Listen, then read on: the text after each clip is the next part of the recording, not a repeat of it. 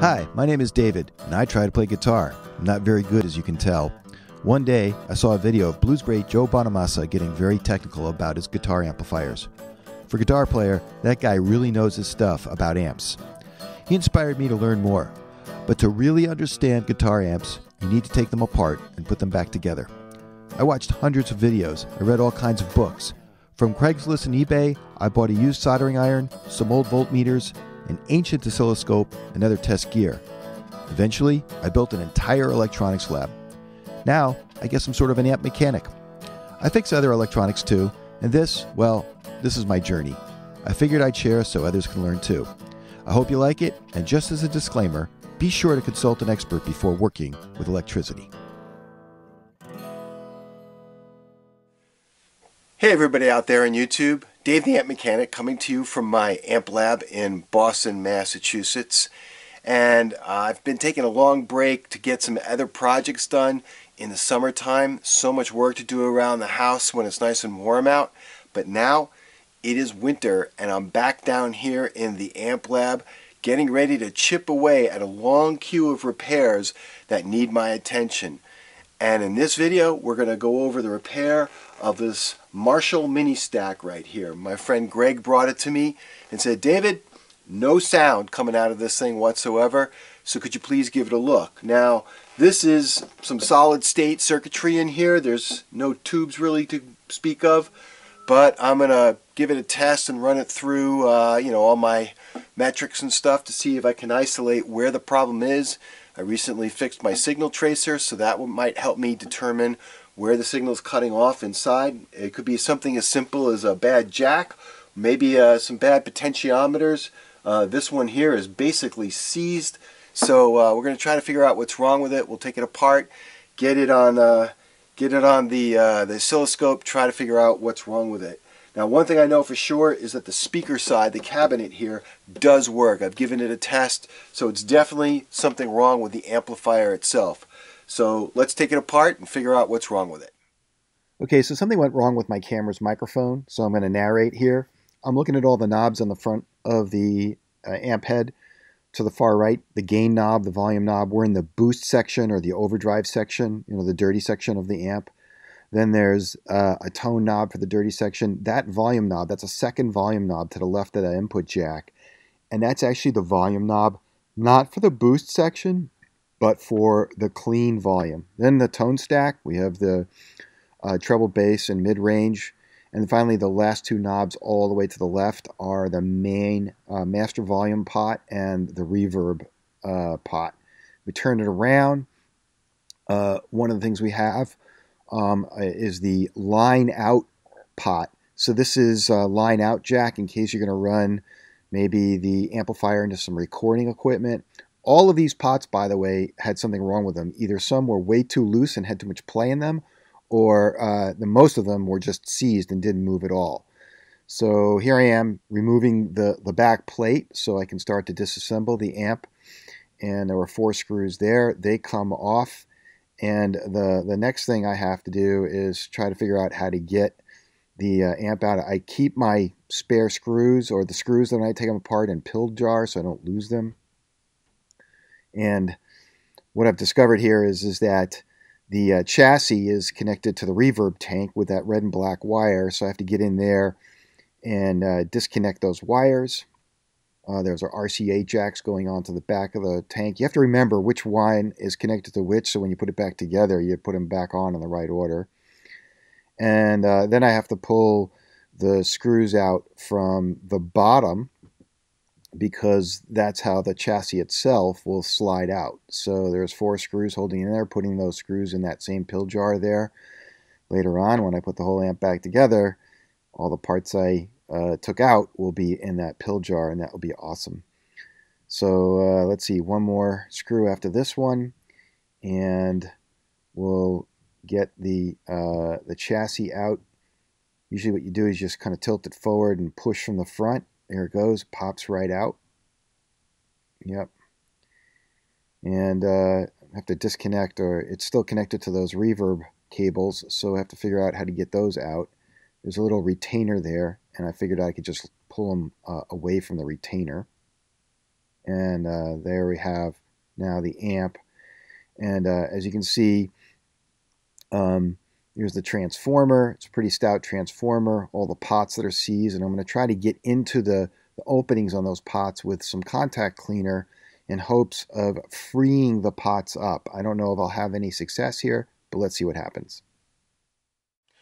Okay, as you can see, we've got the chassis removed from the head, and I've put it into my homemade cradle here.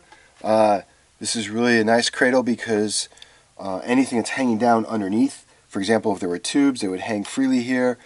Transformers over here, a little bit out of view. I think you might be able to see some of it just slightly on the edge there. Anyway, it's a pretty big transformer, but all these parts can hang down very nicely while they're in my cradle here, and then I can get into the chassis through the top. So the first thing I'm going to do is I'm going to get some cleaner, some contact cleaner into all these various pots and see if these pots are all functioning properly. I'll test their connections to see if they're doing what they're supposed to be doing, which is as you turn them up and essentially reducing resistance. And then after that, we'll throw a tone into the amp through the input jack coming out of my tone generator, and from there we'll look for where in the circuit we might be losing tone. So those are the next steps, and I'll come back to you as we start getting those various tests underway. Alright, the first thing I'm going to do is see if I can get these pots loosened up a little bit and moving a little more fluidly.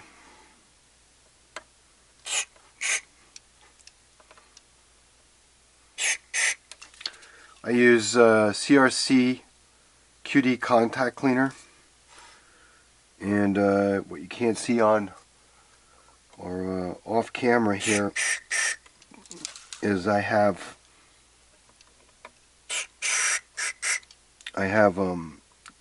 safety glasses on. In this lab, safety is number one.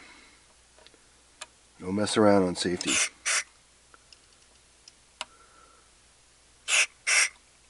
Alright.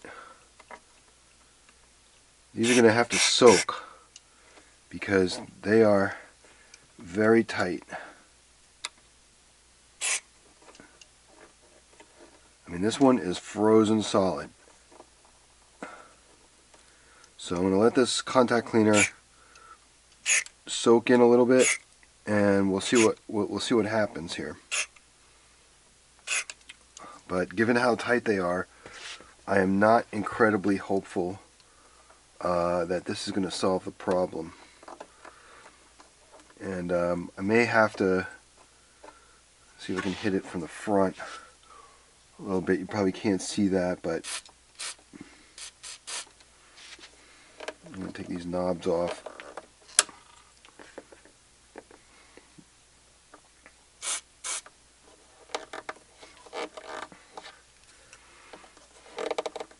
That knob doesn't even want to come off.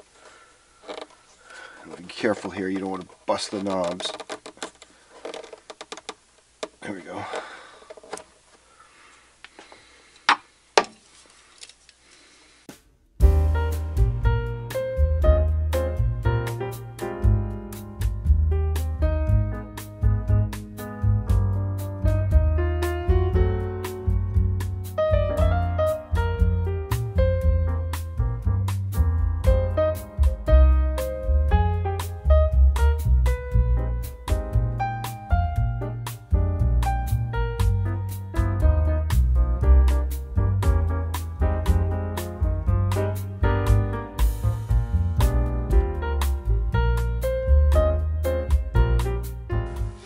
Alright, let's hit these up on the here.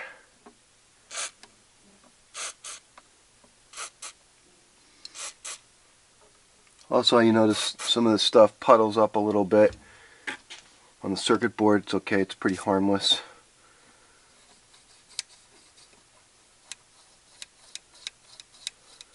And those two are spinning pretty nicely. This one's frozen solid. let's just see if I can.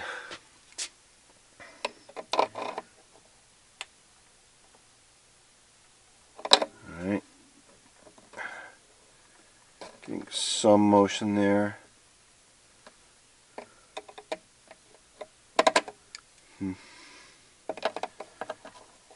Alright, well, we're going to let these soak, and we're going to come back and we'll see what happens after they've soaked for a little while. Alright, well, now that I've got all the pot knobs off and I've sprayed my contact cleaner inside each of the pots, I'm still not getting a whole lot of movement. Most of them are frozen or compromised in some way. There's really no way something that is that frozen is going to conduct any sort of signal. I'm relatively certain that the pots are going to be the problem here. Of course, I will test them, put a multimeter on them, and see how they're conducting from their leads once I take them out. But there's really no reason to try to test them now while they're still just in the amp, because they're so frozen they all need to be replaced anyway. A couple of them turn, but they're kind of scratchy, so I'm just going to go ahead and replace all of them. Now, one little tip while we've got this opened up for you here is that here's one that's frozen. Sometimes what I'll do is I'll take a screwdriver and I'll stick it right in there in that little kind of opening that spreads the two kind of tongs of the potentiometer apart, and I'll twist it. There we go. So I get a little bit of movement. I get some leverage off of this screwdriver here, right? And that's pretty good. But and actually this pot's not too bad. This is one of the volume pots. But I'm just going to replace all of them because I did contact the owner and I said, what happened? Why are these frozen? Did water spill on this or something? And he suddenly had a memory of what had happened. And he said that the roof in the house where this was being kept leaked all over everything inside, so it probably leaked on this amp. So what that means is that, you know, more than likely a lot of moisture, if not water, got inside the pots, inside the whole amp, and oxidized the contacts in there, which means they're just not going to work very well. So the best thing to do is just kind of rip and replace, you know, shotgun all of them. There's the 9 on the front here, and then there's one way in the back here for the line out. So I'm just going to shotgun all of them. But by the way, when you're doing this and you're using the screwdriver, you got to be careful when you get to if the pot is either frozen or you get to the end, because if you go too far like this and then you keep twisting, it's going to spread them, which it just did there. And I'm just showing you because I can do it with these. I know I'm going to get rid of them, right? But you want to be careful about that. And also, a lot of people like to grab these with the pliers. I do it sometimes, like with the needle nose pliers. Just remember that when you go to grab them, don't grab them in a way that squeezes it in a way that shrinks the size of the slot here. Always grab it at a 90-degree angle to that slot, because then you're not squeezing it together in a way that you have to figure out a way to pop it back open. That's just a little tip there. So anyway, what I'm going to do is I'm going to pop all of these off, and then I'll be able to remove the circuit board from inside here. And once I have the circuit board out, I'll be able to start to desolder the pots, and then I can throw a multimeter on each one of them very easily and see what's going on. But more importantly, what I want to do is I want to measure exactly the size of these pots, like for example the size of the shaft here and all that, because when I order the new parts we have to make sure that they fit just right. A lot of times I've made that mistake of buying the wrong pots, and there are a lot of places online that will try to sell you pots, replacement pots for Marshall amps, but the official model of this amp is a 3310, and I started looking it up. I didn't see any immediate replacements, so I'm just going to measure them and make sure I get the right ones. So a lot of times these pots that are in the chassis use a 1/2 inch nut to keep them on. So this is a very easy job. I have a 1/2-inch nut driver, and I can just pop these off like that.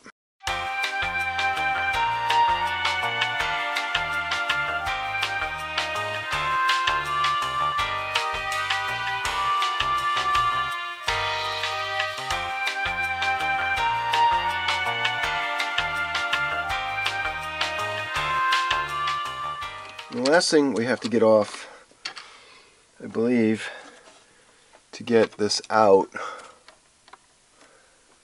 it looks like it's got a couple screws securing it inside the chassis, but we got to take this guy off as well here. And we're missing one of those right here, so I might try to dig one of those up and replace it. Alright, so I'm going to get this little PC board out, and then we'll start to desolder all of these pots. We'll get the new ones in, replace them, and we'll see where we stand then. Okay, so I have the circuit board turned over here. It's still wired in. I'm not going to desolder the wire connections. That's often an issue with these solid state amps, is that everything's just basically hardwired, and to remove something like this, to be able to work on it separately, you have to desolder a lot of stuff, so I'm not going to bother doing that. I've got it turned over here and kind of sitting pretty stable. And what I'm going to do, I already removed one pot, is I'm basically going to desolder all of the pots here and take them out. So right now, what I'm doing is I'm heating up my desoldering gun, my desoldering iron. I don't know if you have one of these, but they're fun to use.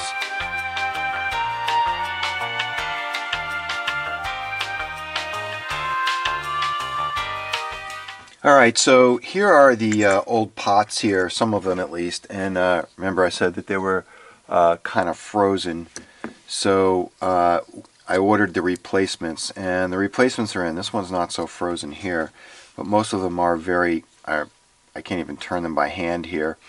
So I ordered some replacements. One of the things I tried to do, though, was I disassembled the potentiometer to see if there was some way to get in there and to open up the shaft area or push this out, because I've seen some videos on YouTube where these get disassembled, but this is like one of those, these are made in Taiwan. They even say Taiwan right on them. I don't know if you can see that. I'm going to try to angle it there. Yeah, maybe you can see that.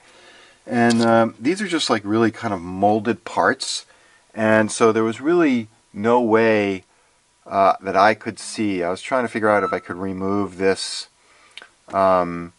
this little thing here to pull it out, but this doesn't come off in a way that I could put it back together. I'd have to basically destroy it in order to get it off, and then putting it back together, take this, pull it apart, and then putting it back together would be very difficult. So so much for those. The new ones are here, so let's see what we've got. And one of the things that I did when I ordered these, I'll open this up here, receipt, get rid of this bag.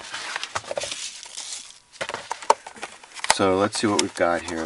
Nice little package. There we go. And hopefully these will be, you can see I got these from AmpRepairParts.com. And one of the things that I liked about shopping online at AmpRepairParts.com was that their customer service was great. I had some questions. They responded immediately, and I told them what amp I was trying to fix and what I needed. And one of the things that they send you here is that these are some of these, not all of them, they were pretty clear about that, are the original potentiometers that were used in the good Marshall amps, the high-end out Marshall amps. So these are not the Taiwan-made parts.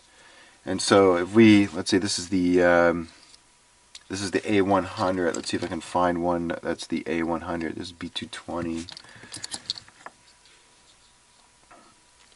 I don't know if I have the A100 laying here or not. That's the 1 meg.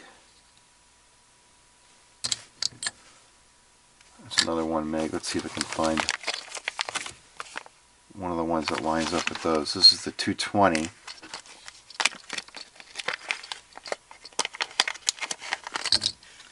Alright, so there's the 220.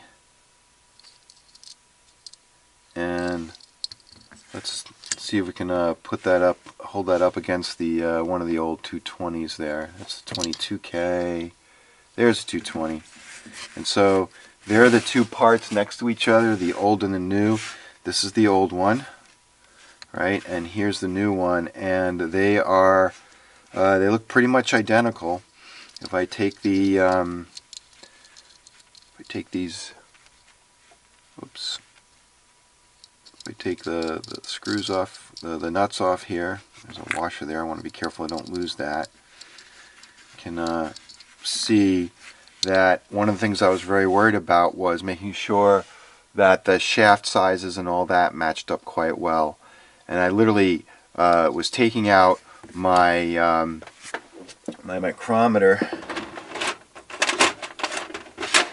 and I was using this thing to measure the exact height of different parts of it, the size of this thing, to make sure that I was getting the right part. So we've got all the new pots in here. This is the new one, old one. Get rid of the old ones. And now I have to solder them back into the amp. So let's go ahead and do that.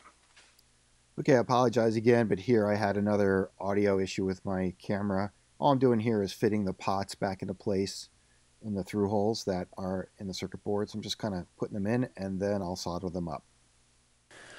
Okay, let's review what I've done here. So here's the main circuit board with all the new potentiometers attached, 1, 2, 3, all the way up here. And I haven't officially secured the board to the chassis yet. Essentially what I've done is I've got a nut holding this potentiometer in place and another nut down here.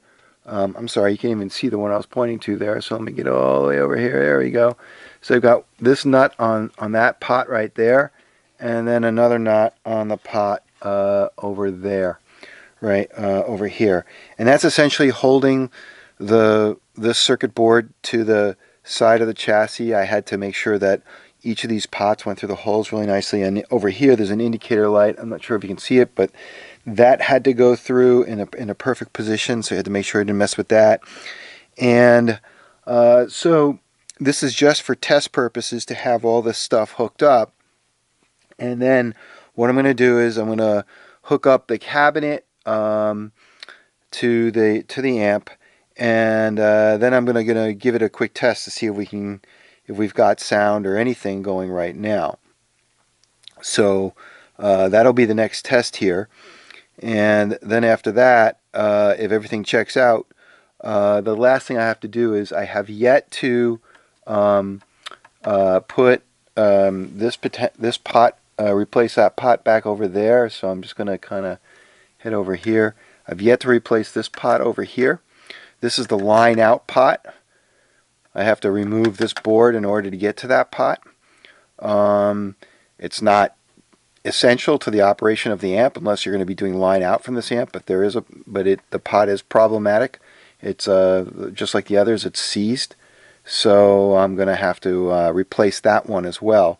But really I just want to see if I've got the amp working or not with the new pots in place. So we're going to give that a test.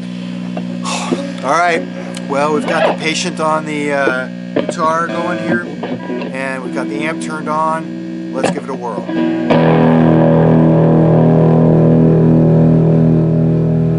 Woohoo! That sounds pretty good for replacing pots. So we're on the dirty channel right now.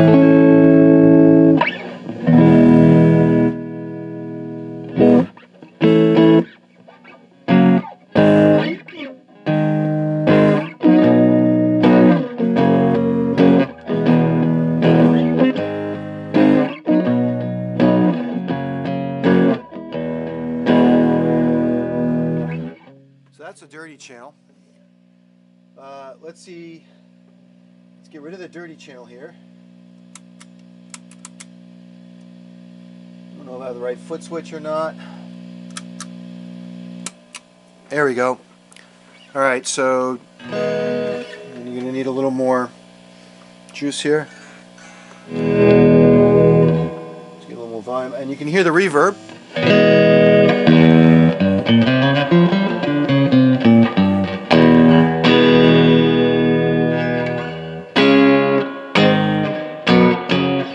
Okay, so we got reverb. Got the reverb working. Let's turn the reverb down and make sure we have. Oops, that's the volume. Let's turn the reverb way down and see if we've got just nice clean tone here.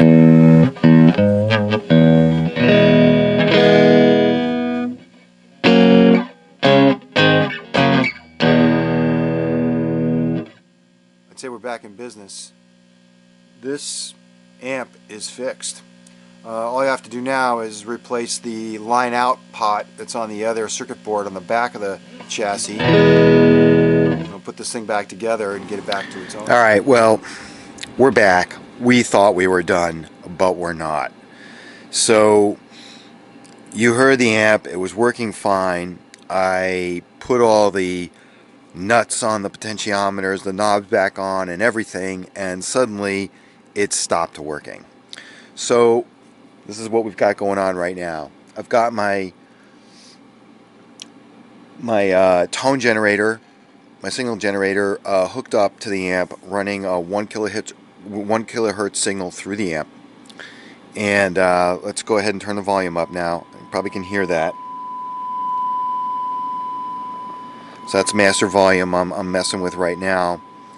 And the amp is on, of course, and I started. It's working now, obviously. We're getting tone coming through and the speaker and all that.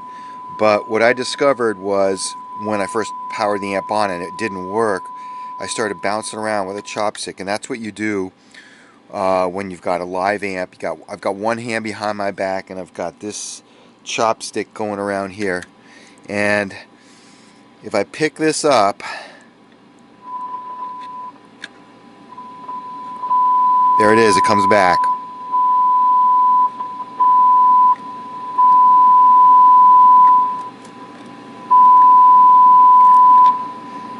If I push it down, it goes away. Pick it up, comes back. There it is again. So there's clearly a loose connection of some sort here. At least that's my first. There we go. Let's bring it back again.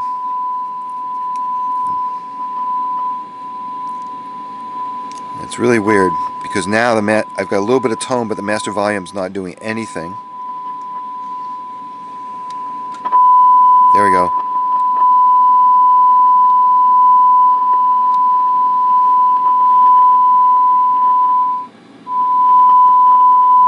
There's a master volume.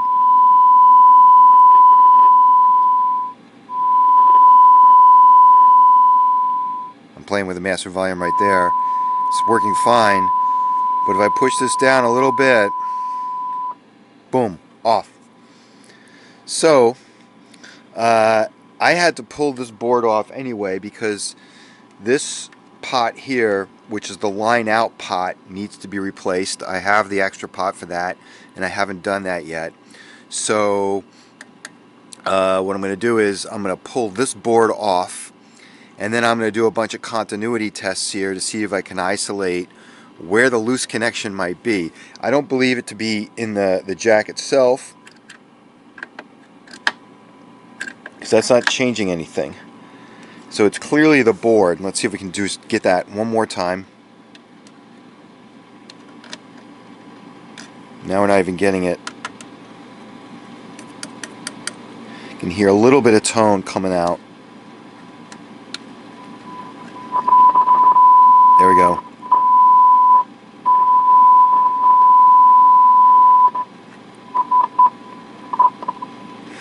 Alright, so we're going to have to poke around. We're going to have to take this board off. I have my A little tool here for discharging big electrolytics like this one here. And just so you can see what I've got here, let me turn the amp off. Alright, and what I do there is I literally will clip.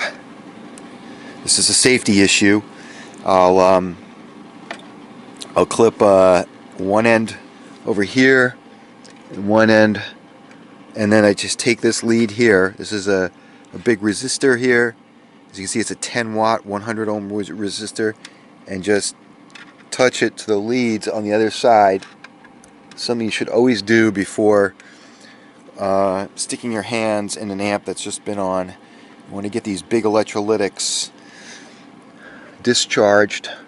Now, a lot of times in these solid state amps like this one, and I really don't like working on solid state amps, but a lot of times in these solid state amps like this one, they'll discharge immediately anyway. They're built to do that, but I never take a chance, because who wants to take a chance? Alright, so let me get in here and let me shut my signal generator off. It's a noisy signal generator, noisy fan in it. And let me go ahead and I'm going to take this board off. I'm going to replace that pot.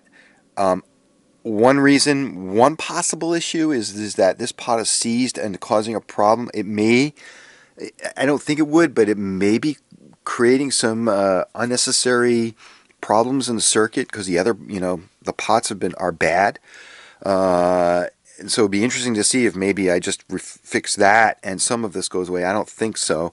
I mean, clearly it had to do with the degree to which we were flexing this board. So once I get the board off and I can see the underside of it, I'll look for, any sort of loose connections or anything like that. I also might test these capacitors as long as I have it out. It never hurts to give the capacitors a little bit of a test while you have it all opened up. Who knows?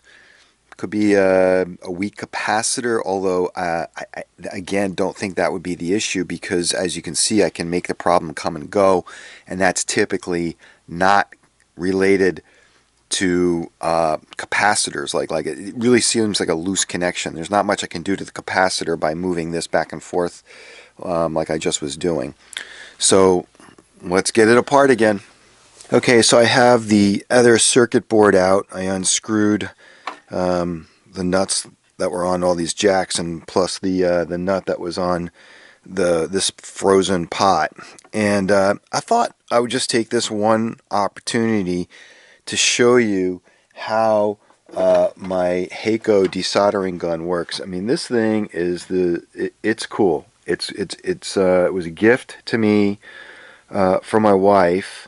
It's the Heiko FR300. And I just thought I would really show you how this thing works, so you just get a good idea. First of all, you should know that this area here is the receptacle. It's where it catches all the solder that you suck up, and you might be able to see some in there. I don't know, but let me see if we can get. Might be able to see some in there. It's hard to tell. Anyway, so what I thought I'd do is just show you, give you a close-up of how this thing works and how cool it is. So let me just zoom in here a little bit. Let's see, I'm gonna have to get real tight on that one part right there. And let me just zoom in. We're going right there to those guys there. So let's get them right in the center there. Okay. And we'll zoom in even a little more so you can see.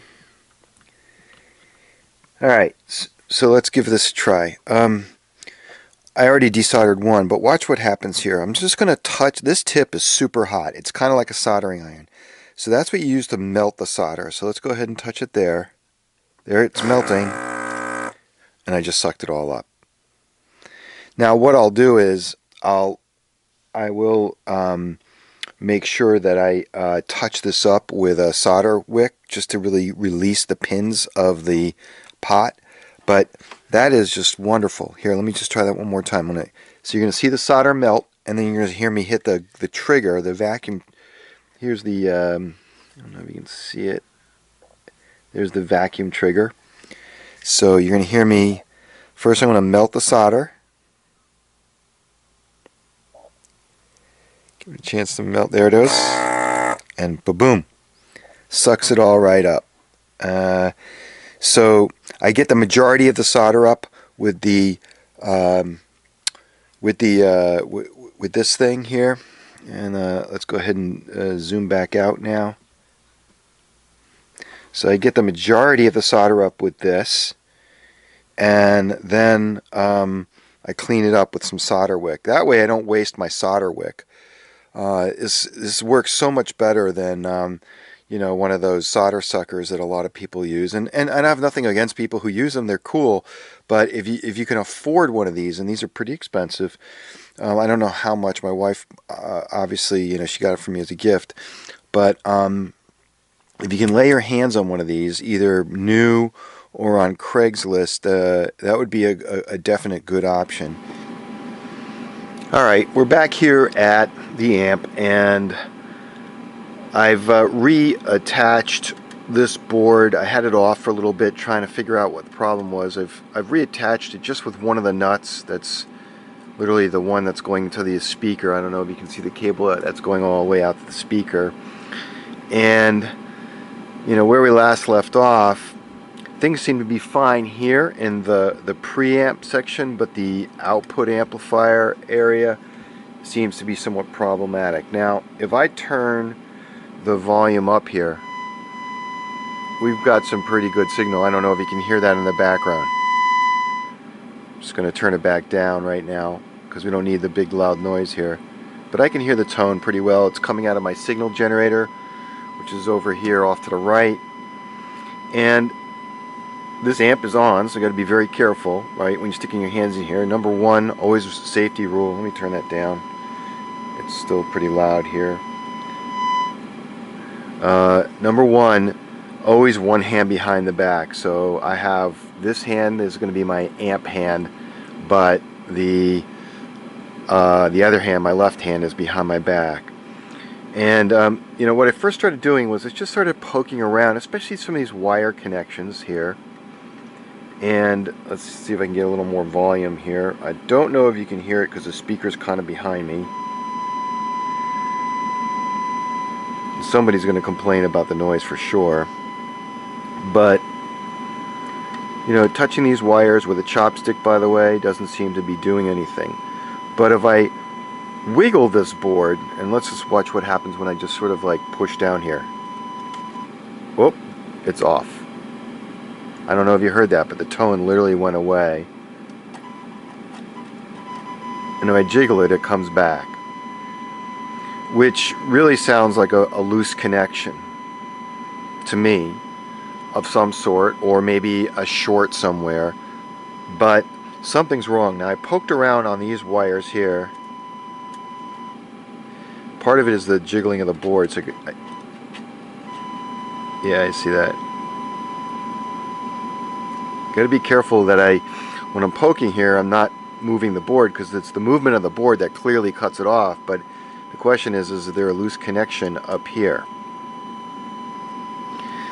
And I'm really sort of focused in on this area here. Let me kind of swing the camera over there and zoom in some, because I kind of wonder if the problem is in that section. So see if I can zoom in a little bit.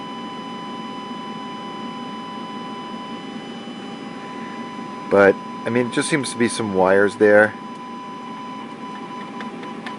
I don't know if you can hear the tone there. It just dropped out completely. But if I lift this up, it comes back. Sometimes not as strong as other times.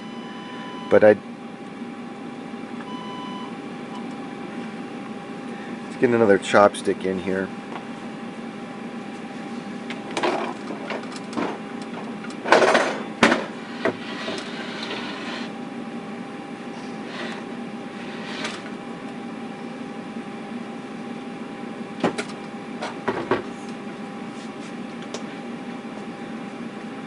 I turned the speaker around so we could hear it better. First, let's see if we can get the tone back. There's the tone. Hopefully you can hear that. Speaker's now facing more in the direction of the microphone. And there it cuts out again. But let's just do this for kicks. Get another chopstick. We've got tone right now. Let's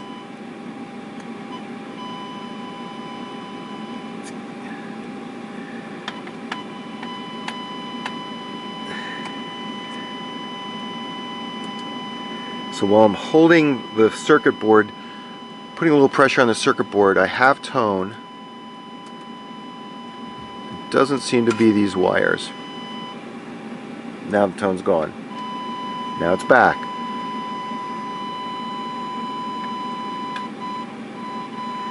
Okay, so we're not sure what it is, but what I'm going to do next is I'm going to do some continuity tests between various points just to see what's working and what's not. So I'll be right back with my multimeter. I could do a trace on the tone, like where's the tone just no longer appearing in the circuit. But I'm going to try my multimeter first just to see if I can solve or at least isolate the problem using the multimeter.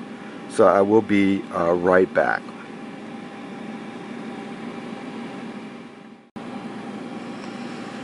Okay, we're back with my Fluke 87V multimeter, digital multimeter.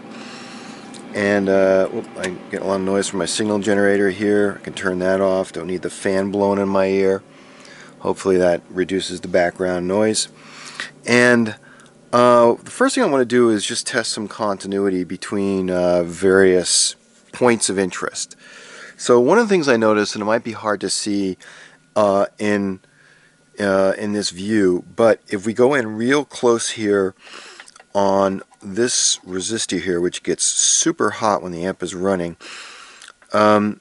this wire, this brown wire that kind of wraps around from underneath here, the soldering on this lug is literally touching this pin right here, this radial pin coming out of the radial lead coming out of this resistor.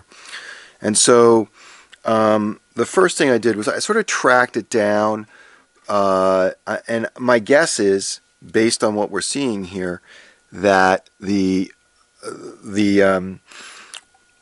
the circuit board, these two things are attached anyway. So I don't think it's too problematic, but one of the very first tests we can do, and so let me get my multimeter set up here.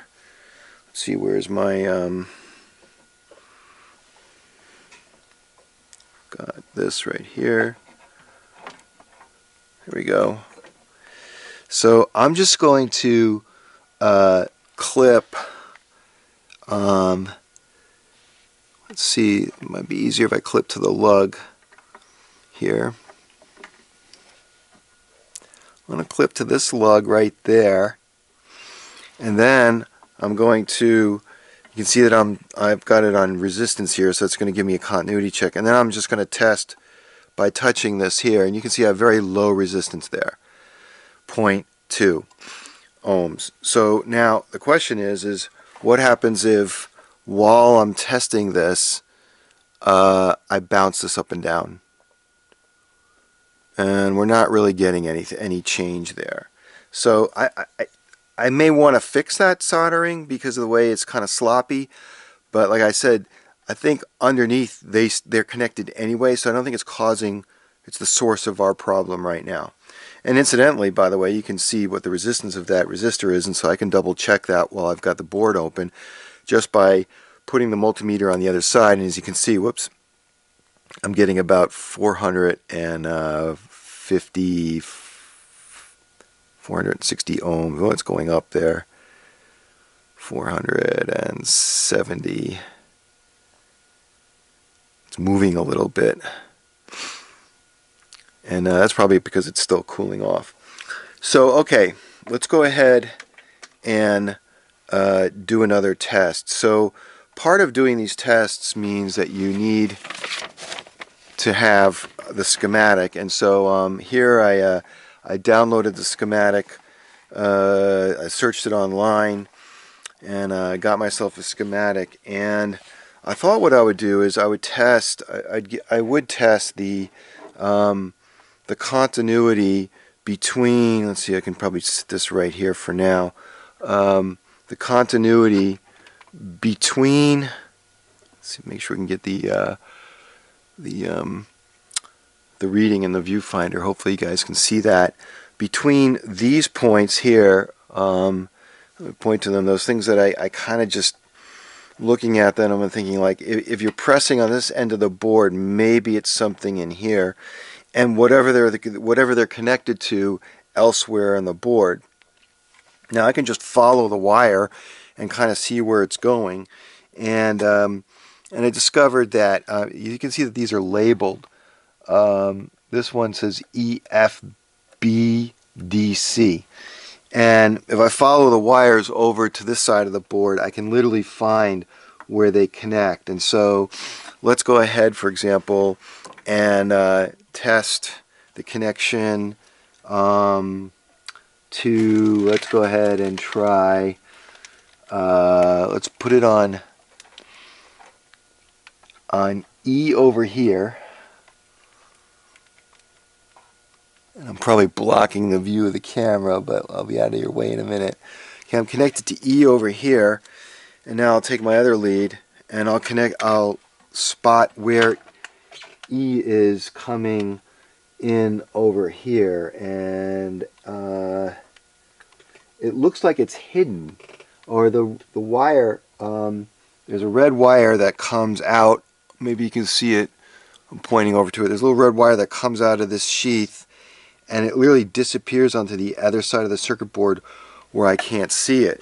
So what I'll do is I'll take out my schematic and find out where E is connected to, and it says it's connected up to R, so it might be hard to see here. I'll put it in front of you, but there's E right there, and it's on one side of R25, a 47K resistor. So let's see if we can find R25. There's R23, R24, here's R25. So on one side, we're getting 46.6 ohms, almost dead on, 47. We might see something different on the other side. 0.2 ohms, exactly. Okay, so now what I want to do is I just want to kind of keep it connected there. I want to keep that reading live on the multimeter. Let's go back to R25, 46.6 ohms, and I want to bounce this. Uh-oh. I don't know if you saw that, but oh no, it's my hand slipped off. Okay, so I'm bouncing this pretty good, and there's no change. Try one more time. No change. So I know E is pretty well set. Let's check F. And F is the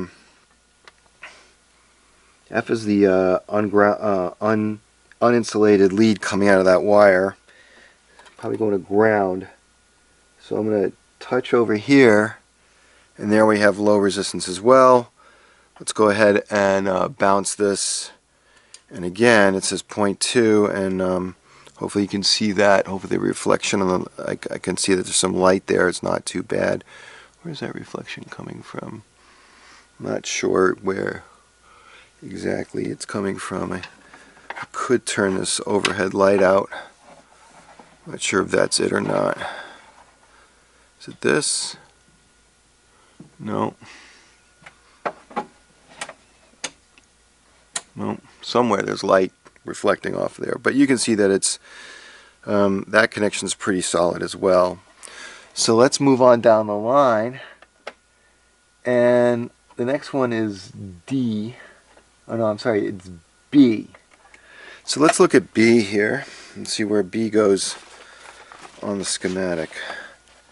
So move this out of the way for a second and let's get the schematic in view here.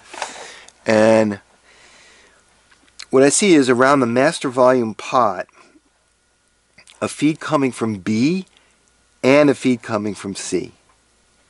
So that means if I go to the master volume pot and I check either side of this, well, here's the pot itself, but if I look at either side of it, I will see some difference in I'll see a difference between the two, but I'll be able to check the continuity just by looking at the sides of the volume pot. So let's go ahead and let's move the multimeter back over where you can see. I'm on C, and now what I'm going to do is I'm going to just sort of test. Where's the volume pot? This is the master volume pot, so I'm going to test each one of those things there. It looks like I have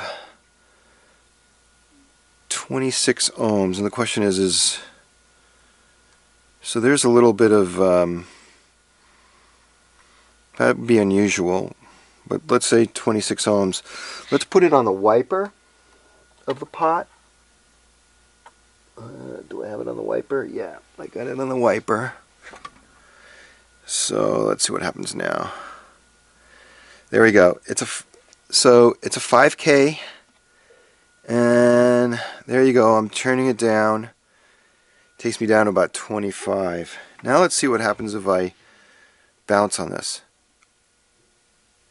Well, look at that.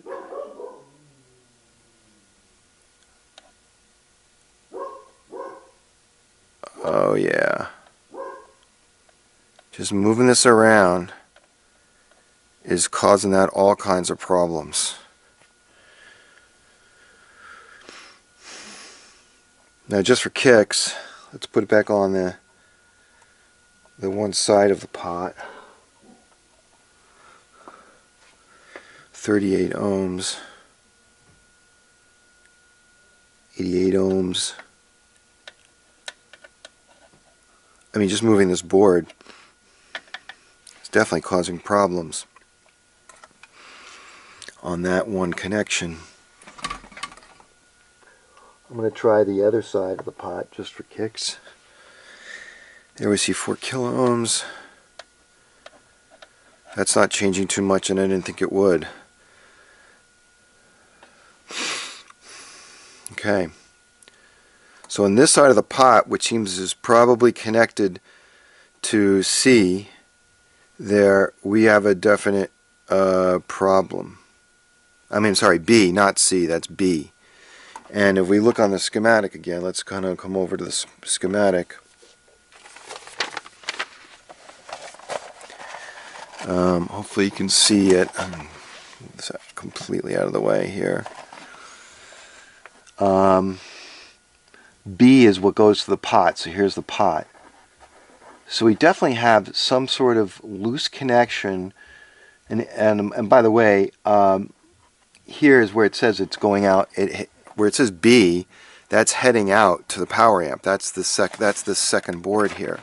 So you've got signal that comes this way. I highlighted it. Goes through the pot and then goes to B and out to the power amp. And what we're seeing here is that when I play with the board, that connection seems to be somewhat problematic, and so it could be a bad solder. Let's go ahead and see what happens when we go on to C.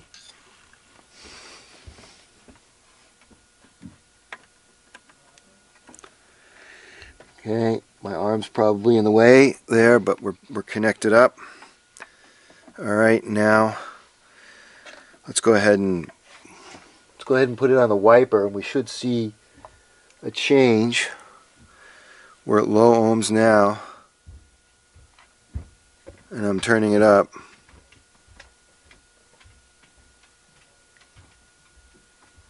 And I'm adjusting the wiper all the way down to almost 0.4 ohms. So that's not that's to be expected. Just check the other side here.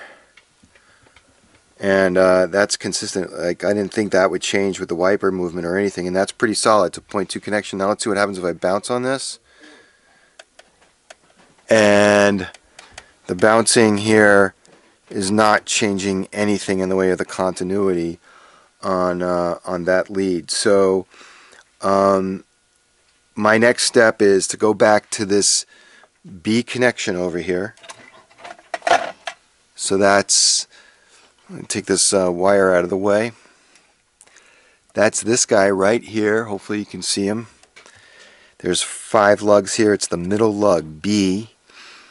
And I'm going to pull the board back off, and I'm going to disconnect that wire. I'm also going to inspect what's going on the bottom side of this, because that could be where the problem is. It's hard to tell, and but I have a feeling that this solder is cracked and just needs to be reflowed. So I'll do that, and then we'll hook it back up, and we'll see if the problem goes away. Alrighty, so here's the board out again. This is again the preamp board, and I flipped it over, and that one problematic lug, the middle one, I flipped it over. Well, the board's flipped over, and you can see I removed the lug, and here I'm holding it in my needle nose pliers. So the way these work, apparently, and I've never really worked with these before, is the lug goes through that hole right there, right? And then you wrap the wire around the other side of it, and you solder it up. So I suspect that when you have this lug going through this hole, it has to make the soldering has to make a lot of contact, not only with the wire, between the wire and the lug, but between the lug, and you can see the part of the printed circuit board here, that little area there that needs to make contact with. So when I looked at this real closely, and I can't really get much more closer than we have it here, if you can see it, and I don't know if you can see it, but we don't really have a lot of conductive material to work with, and I suspect that when this amp got wet, maybe it got in there and corroded some of that. I don't know. It's hard to really know. But the point is that we have to somehow put the lug back in, make a nice solid connection into the circuit, and you can see the trace kind of goes that way, and then make a nice solid connection to the wire that goes there. Alright, so we're back here now, and board, the output amp board is flipped over, and as you can see, I've got a nice bulbous piece of solder on this connection here now. So I cleaned it up, I pulled the little lug out, took the old solder off with some solder wick, put it back in the hole, the through hole, soldered it up real nicely. And one of the things I can do to make sure that it's connected is get my digital multimeter out. Now let's first just flip the board over here real quick. Whoops, lost a little washer there, don't want to lose that. Let's flip the board over here and take a look at the other side. And hopefully you can see here also, and I'll try to get a little more light on it. Right there is where I've got some nice shiny solder, and that wire is connected up right there. So hopefully you can see that. You might be able to see it better without the light, but let me see if I can kind of get it in the center of the camera a little bit. So we're talking about this one right here, that little lug right there. So I basically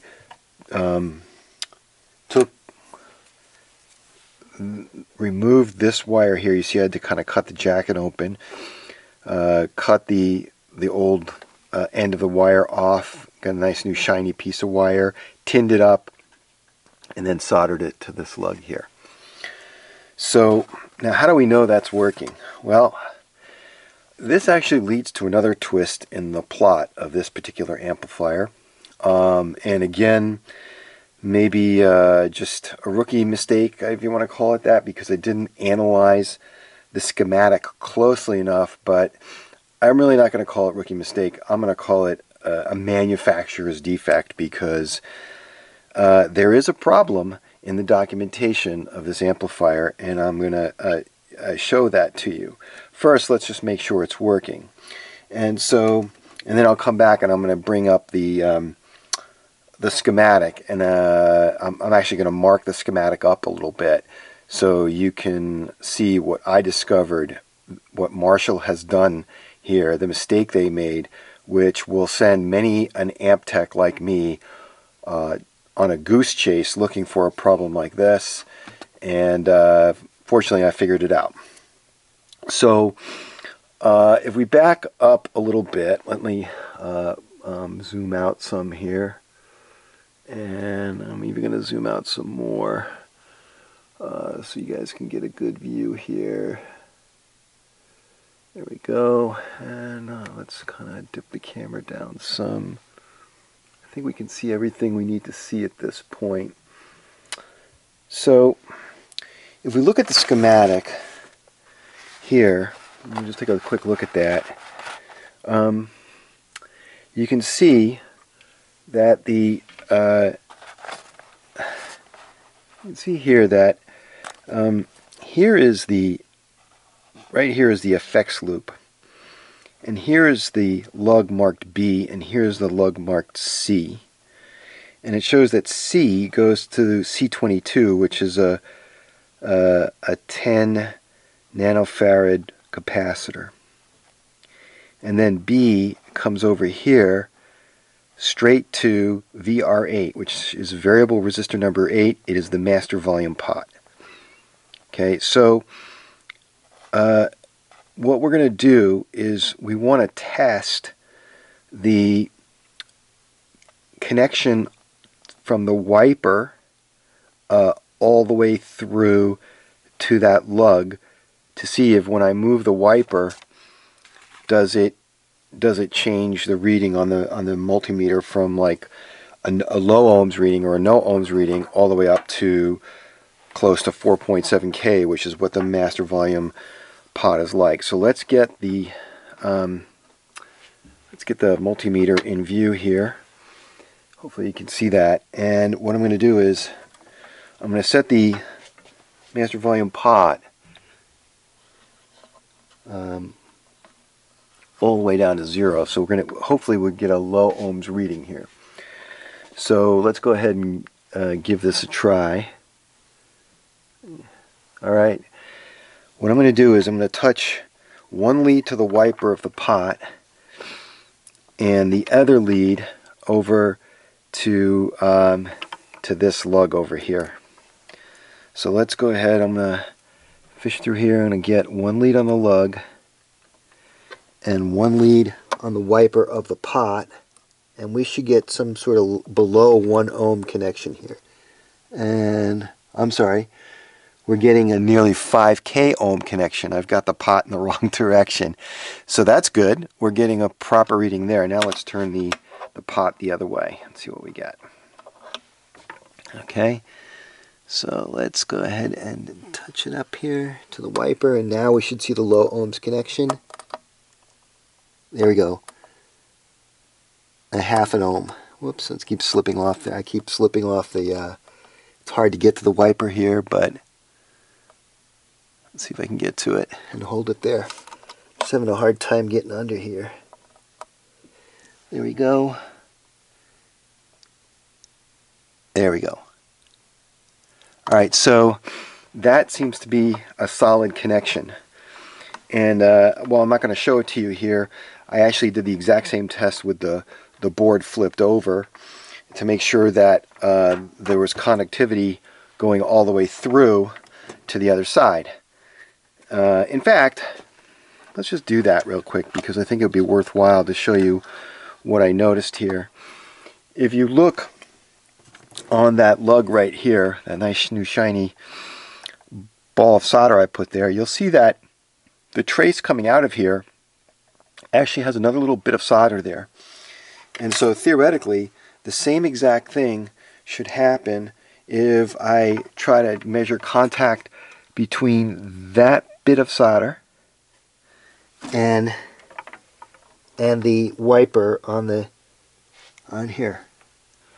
And whoops, let's get I took the multimeter out of the way, so let's get that back in view. So let's get the multimeter back in view, and hopefully you can see that. Yep. And now let's go ahead and give that a shot. So let's touch this little bit of solder here right to the wiper. And there you go.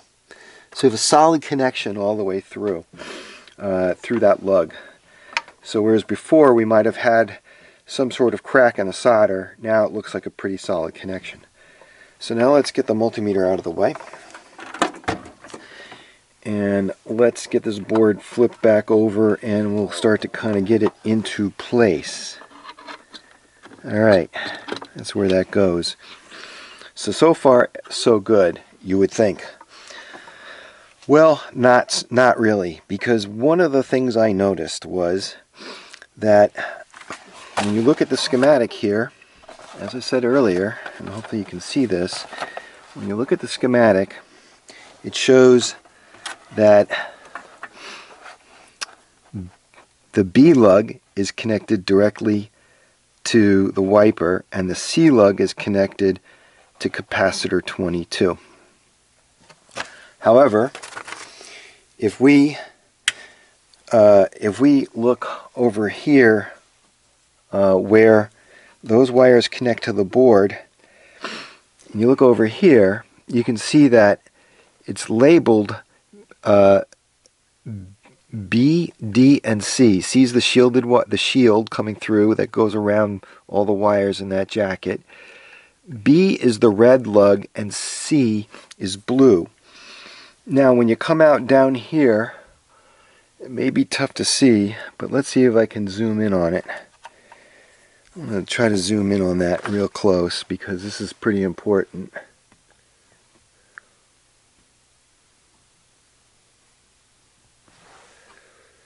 And then let's just see if I can even get. Oh, no, I think I can. I think you can see that. If you look real close right here, what does that say? It says B, and it's blue. So we've got a blue wire attached to B over here, and we come back over here. The blue wire right here. If you can see it. Oh, I have to move it up some. Hold on a second.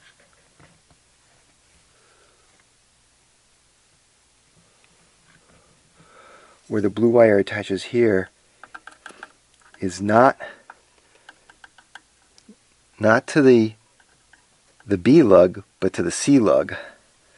So over on one side on the preamp board, the blue wire is connected to where it says B, but over here it's connected to where it says C.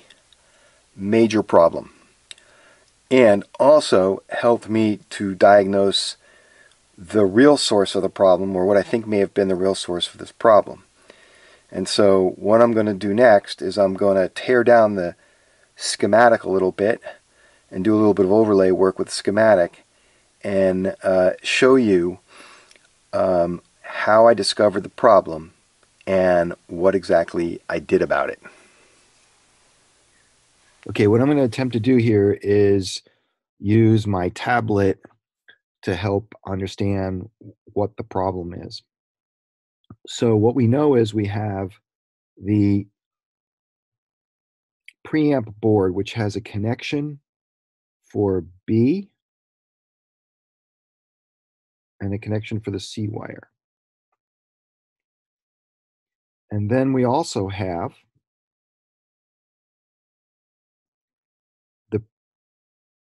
the output amplifier PCB, or printed circuit board, which has a connection for B and C.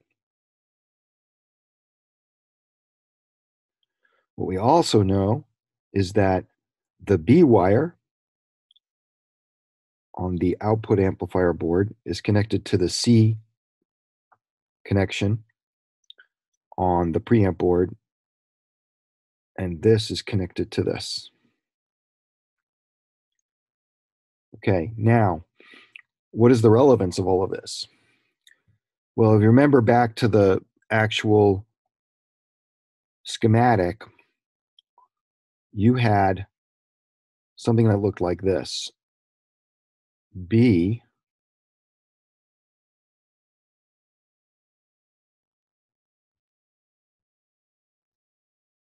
and C. And C was connected to a capacitor, and B was connected to the wiper of the master volume pot. Well, as it turns out, the connection is somewhat correct in that from B here, from this B right here, I'm going to circle around it, this is in fact connected. Let me draw a dotted line. This is in fact connected to this. And this C is in fact connected here. The problem on the output amplifier PCB with these two guys being reversed in direction is that in reality, this C lug here is connected right here. So essentially, you've got audio that goes through this B lug right here. It goes through here to B. And then the question is what happens here? So let's go back a little bit. Let's take all this out. And now let's talk about what this is up here. This is the effects loop.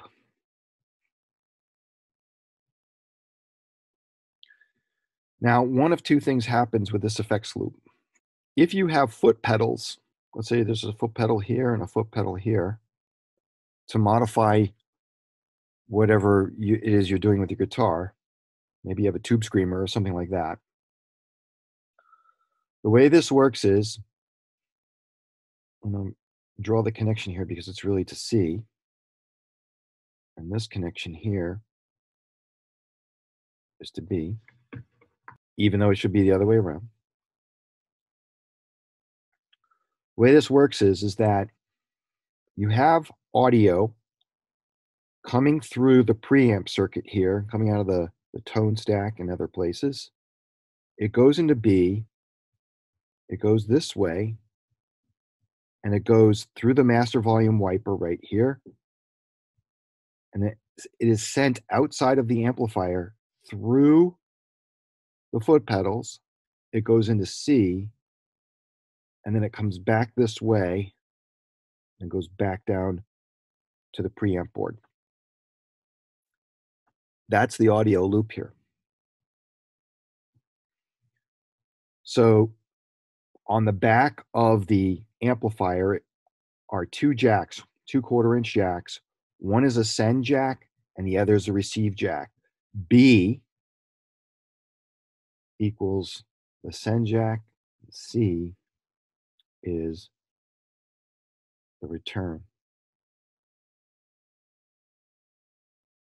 So you're sending audio out and it's going through the effects loop and then it's coming back and returning to the amp. It goes this way.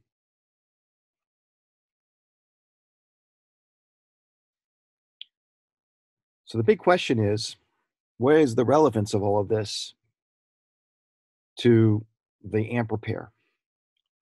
Well, Again, let's back up here. Right here is your send jack. And right here is your receive jack.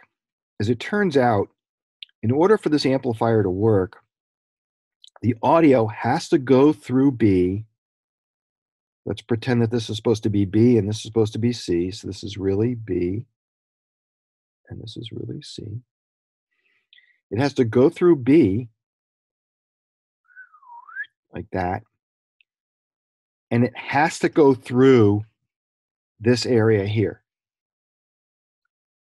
It's got to go through there. Now it either goes through some foot pedals that are attached to each other in series. So it either goes this way or it goes this way.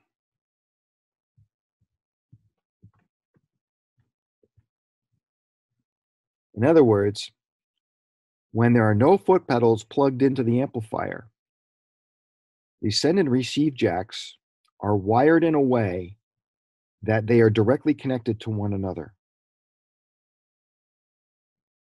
And that completes the audio circuit. So if you're not using any foot pedals, the audio now can go all the way through here, come back through C, and back into the preamp board.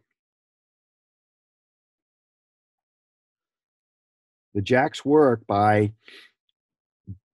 when you insert the 1/4-inch audio plug, it essentially breaks this circuit and forces the audio to go up through the foot pedals.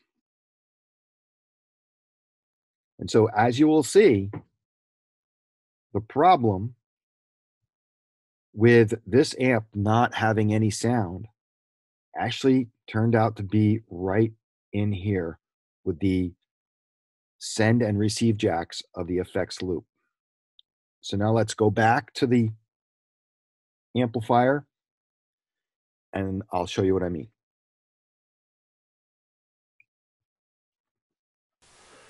Okay, so coming back to the circuit board here. Here are the two jacks in question. This is the send jack. Okay, this is where you are sending audio from the amp out to your effects loop where you may have foot pedals and stuff, and this is the return jack. Now the way these jacks work is that when you put a 1/4-inch plug inside these jacks, and here I've just happen to have one here. This is not an audio cable, but let's just use this jack here real quick. If you watch, let me just put a little secure this with one of the nuts, one of the nylon nuts, so that it stays in place. There we go. When you put the jack in, you'll notice that these two guys lift up. Watch that. See how they just lifted up? This one lifted up and this one lifted like up in the air. Now why is that relevant? Because when you pull the plug out, let's just leave that, let's just pull that one out right there. It drops down and it makes contact right there. When you don't have any jacks, any plugs in these jacks, it essentially closes this little circuit right here. This tab drops down and touches the piece underneath it, and then from there it connects over to this one and essentially says, hey, guess what, there's no pedals, so the audio, instead of going out over to the effects pedals, just bypass these jacks altogether and go this way and then go back into the circuit. So when I looked real close at this and I said, let's look at the schematic again, get the schematic under here, you can see that this coming from the wiper, you should have audio coming out and going through the send jack and then coming back through the receive jack, which is C. So B goes to send and C is on the return. And of course, if there's no effects loop out there, if you have no pedals, then the audio just completely passes right through here, and then it comes back down here and out to the output amplifier. Okay, so that's the way it's supposed to work. Okay, now if you come over here and you test this connectivity, it actually turns out that the C lug right here is connected right to this guy, right, to the send loop, and the B lug, the lug marked B, is connected to this one. And we can test that theory by backing out a little bit. Let's back out some here, and let's get the multimeter in place, and let's just double check that. So we'll put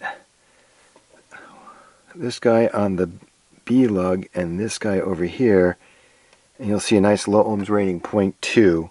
So those two are directly connected to one another, and they shouldn't be. Well, not at least by the way they're marked. Over here, here's the C lug, and you'll find that this is connected to the send loop. Let's see if we can get that. There we go. So, as it turns out, the problem really is, as I pointed out when we looked at the schematic earlier, the teardown of the schematic, that's the B lug. And that is actually true because over on the preamp board, let's move the multimeter out of the way and come back over here a little bit.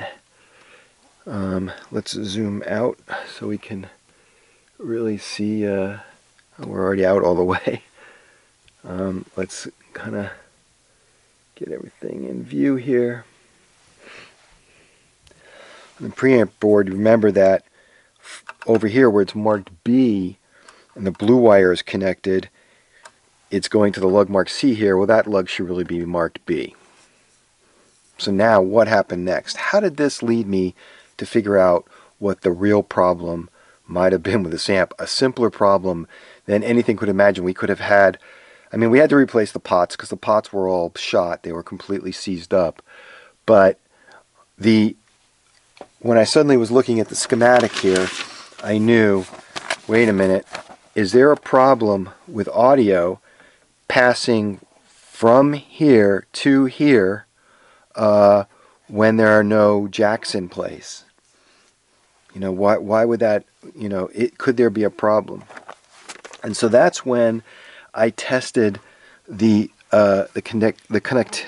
conductivity between this part of the jack where and the little piece of metal that this tab sits on when there's no plug inside the jack.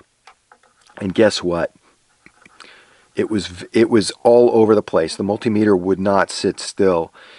And then I suddenly realized, I came back to that problem where if you flexed this board, we would have sound 1 second and then 1 second not.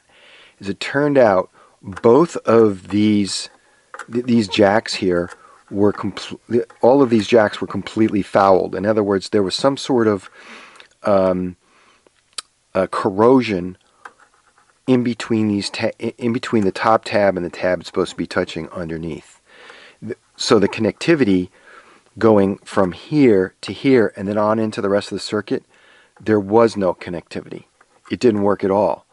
And so when you flex the board a little bit, it was moving the tabs around just enough to either make a connection or break the connection. That's why we were having that problem. So now how did I fix that? Well, what I did was, or how do I think I fixed it, because I haven't done a test yet. What I did was I got a little tiny bit of emery paper. It's a very fine sandpaper here. And then I took that and I inserted it in here. I took a little tiny screwdriver and just lifted that up. let's do that again, just so you can see. There we go. And then I slid it back and forth in there to clean those connections up. And I did that on all 4 connections. Now, that corrosion problem would be consistent with the fact that water got into this amp, because it's possible that water went right into the 1/4-inch jacks and just sat there in the jacks and caused that metal to corrode there where it was touching. And so now that I've cleaned this up with the emery cloth, and now that this lug over here is nice and solid, even though, you know, it was a good thing to fix that up anyway, but now that I've got all that done, my gut tells me we're going to have an amp that is not intermittent. My gut tells me that we're going to plug this baby in and it's going to be working perfectly. So that's the next step, is to give it a little whirl and see what happens. So I'll stop the camera here and, well, actually, do I have to? No, you know what? I could probably get this working right now. So let's just see what happens here. Let me, I'll tell you what. Let me set up my, let me set up my signal generator and the speaker, which is disconnected from the amp right now, and we'll give it a test. Okay, be right back. Alrighty. Well, we've got everything wired up now. We've got the signal generator going into the input jack over here. You probably can't see that. It's a little out of view of the camera. I don't think I can zoom out anymore, no. Let me move the camera a little bit. There we go. So I've got the input jack coming out of the signal generator coming in here. I've got a 1000 kilohertz signal coming out of the signal generator, which is off to my right.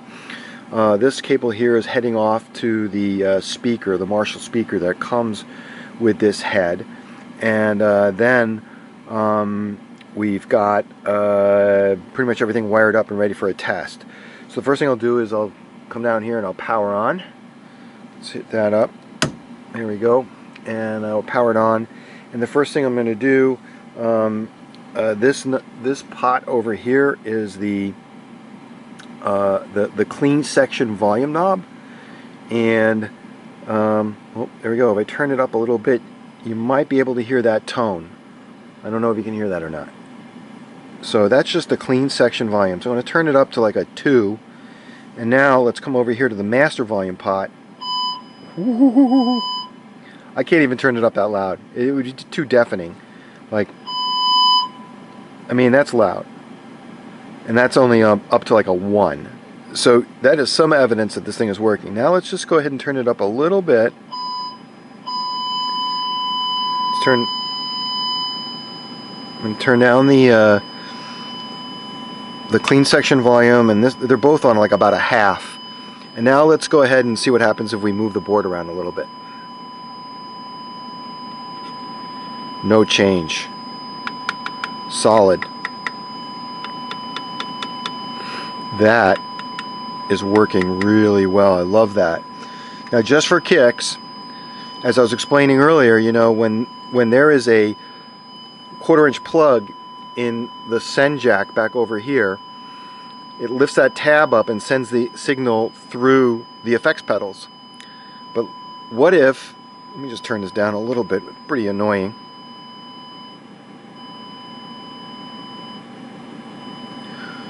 Hopefully you can still hear that.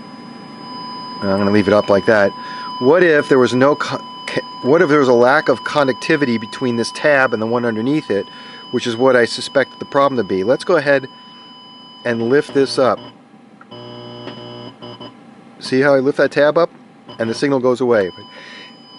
If I drop it down, it makes the connection. Now you have clean sound. So that's what's happening, is the signal is passing from here to here and then heading off back into the circuit. Basically, it comes out of the blue wire over here. It's coming out of the blue wire in here, going over to here, and then going back through the red wire back over to here. So let me turn that down because it's super annoying. Nobody needs to hear a signal coming out of a signal generator for very long before you get a headache. So right now things look like they're really in good shape. But the real test is when you plug a guitar in, and so that's the next thing I'm going to do here is I'll move my tripod and get myself in view. I have a kind of crummy a guitar with some a great guitar, custom-made guitar with some crummy strings on it, old strings, but that's what I've got handy with me right now, and we'll give it a whirl and see what happens. All right, here we are. I've got my custom-made guitar, beautiful guitar, by the way. I don't know if you can see that, but love this guitar, made by a friend and given to me. And what we've got here is the guitar wired into the amp right there, and you can hear we're getting some guitar sound there. Love that. And the Marshall 3310 mini stack, which this is, and I'm sitting on the speaker right now, is a 100 watt amp. This amp kicks ass when it is working. I mean, totally kicks ass. And so you just get an idea of that.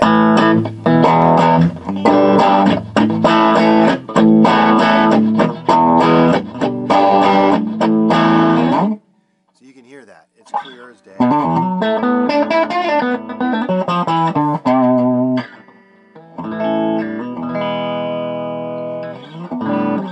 So no interruption in the sound. It's working perfectly. I'm not going to play guitar for you. I'm not a great guitar player, but I think we can declare that this amp is fixed. So there you have it. Another fixed amp from the AmpMechanic in my amp lab in Boston, Massachusetts. Hopefully you like this video. Sorry if I droned on a little bit when I was doing some of the work and trying to figure things out, but we did get it figured out.